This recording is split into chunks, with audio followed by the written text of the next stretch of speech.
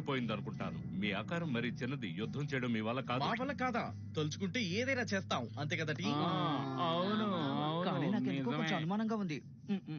నీకున్న ఆత్మవిశ్వాసం నీ స్నేహితులకు లేదు స్పైడర్ మ్యాన్. యూరి చెప్పింది కరెక్టే.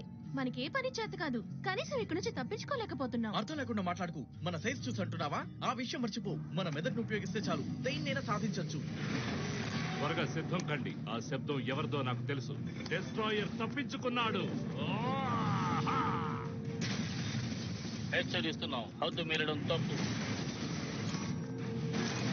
మనల్ని నియంత్రించాలనుకున్న ఈ రోబోట్ మీద కోల్సిన మొహం ఉందేంటి? దాడి మొదలు పెడతాం. మా వల్ల అవుతుందని చెప్పాను కదా. లోకి చిన్నగా మార్చేస్తే చేతకాని వాళ్ళం అయిపోతావా? మంత్రాన్ని ప్రయోగించి లోకి మా తండ్రికి పెద్ద కొడుకును అవుదాం అనుకుంటున్నాడు. అప్పుడే యాస్గార్డ్ ఆయుధాలను వాడడానికి అతనికి ఆస్కారం ఉంటుంది. అన్నిటికంటే శక్తివంతమైన ఆయుధం ఈ డెస్ట్రాయర్. ద డెస్ట్రాయరా?